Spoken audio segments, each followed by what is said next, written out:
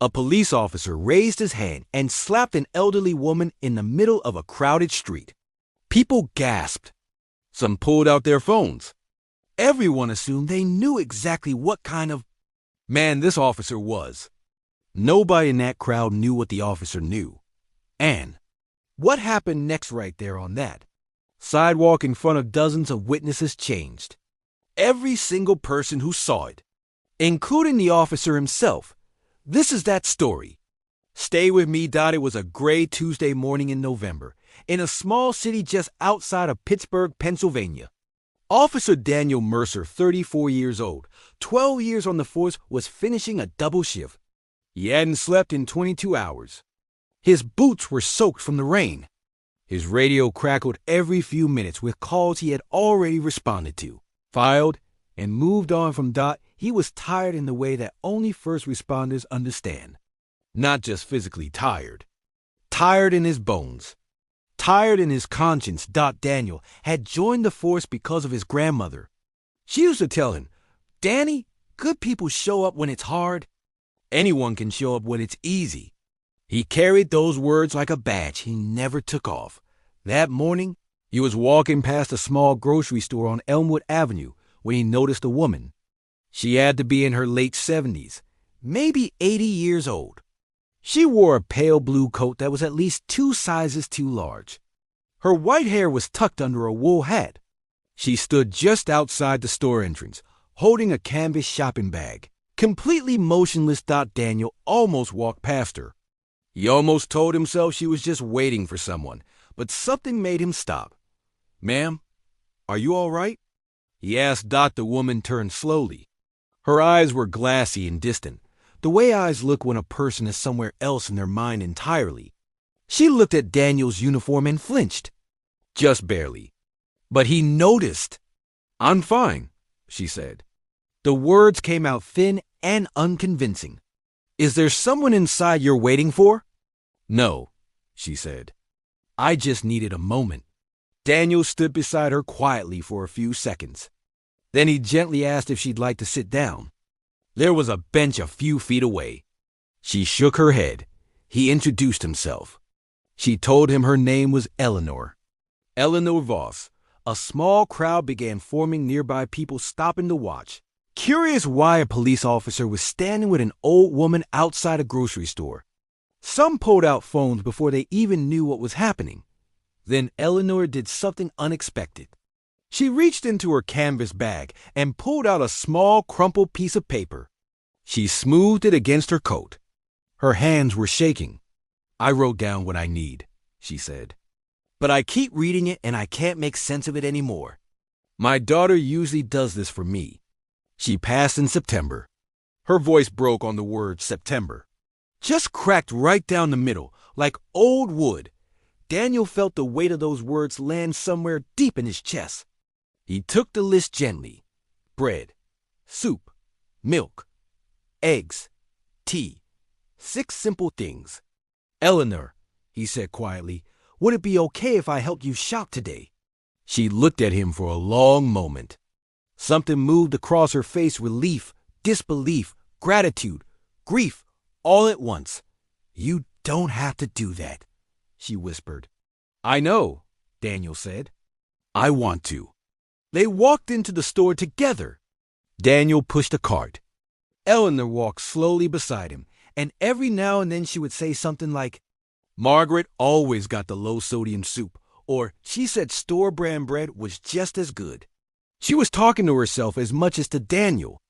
But he listened to every word. It took them almost 40 minutes to gather 6 items. When they reached the checkout, Eleanor opened her purse. She sorted through it carefully, deliberately, pulling out coins and folded bills. The line behind them grew. A man in a business suit exhaled loudly. A younger woman looked at her watch. Daniel watched Eleanor's hands tremble as she counted, and then he saw it. He saw her lips moving as she recounted the same coins. He saw the quiet panic begin to rise in her eyes. She was short. Not by much. But she was short, and she knew it, and she was too proud and too heartbroken to say, So out loud, Daniel reached quietly into his own wallet without saying a word. He placed the difference on the belt. Eleanor looked up at him. "Young man," she said, her voice full and trembling. "You didn't have to do that. Margaret would have wanted you to have your tea," Daniel said simply. And that was when Eleanor Voss, 81 years old, grieving and exhausted and entirely alone in a grocery store on a Tuesday morning, began to cry, not softly, deeply, the kind of crying that has been held back for weeks. She pressed her hand to her mouth and her whole small frame shook with it. And Daniel Mercer, 12-year veteran of the Pittsburgh police force, without hesitation, without self-consciousness, in front of a checkout line full of strangers and several recording phones, put his arms around this tiny grieving woman and held her while she cried. Now you understand the slap? Thought it wasn't a strike. It had never been a strike. What the people outside the store had seen through glass, from a distance, in a fraction of a second, was Daniel's hand landing on Eleanor's back as he guided her gently through the door. A reassuring pat, seen out of context, misread in an instant. But the video that went viral was not that 2-second clip. The video that spread across the world that afternoon was the 4-minute version. The list, the cart, the coins, the tea, the moment a tired officer in soaked boots decided, on his 22nd hour without sleep, that an old woman's grief was worth 40 minutes of his time dot by the following weekend. People from across the country had sent Eleanor gift cards, grocery deliveries, handwritten letters, and flowers. A local community center reached out and invited her to a weekly senior social group. 3 neighbors she had never properly met came to introduce themselves. Daniel was asked about it in an interview. A few days later, he was characteristically quiet about the whole thing. "She reminded me of my grandmother," he said. "And my grandmother always told me that good people show up when it's hard." Here is what I want you to take from this story. We live in a world that is fast to judge and slow to understand. We see a fraction of a moment, and we build an entire verdict around it. We decide who people are before we know their names, before we know their grief, before we know the list they are carrying in a crumpled piece of paper. But grace lives in the pause before the verdict. Grace lives in the question, "Are you all right?" Grace lives in 40 minutes spent finding low-sodium soup, because that is what Margaret always got.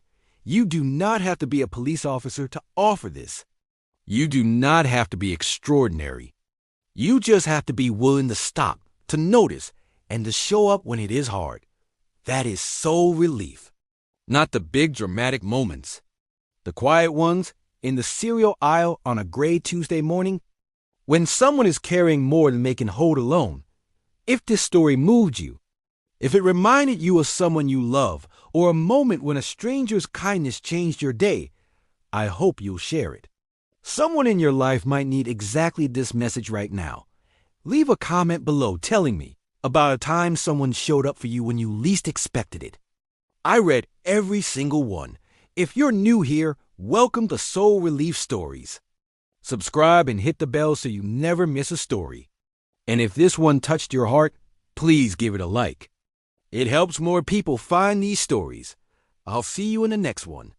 Take care of each other.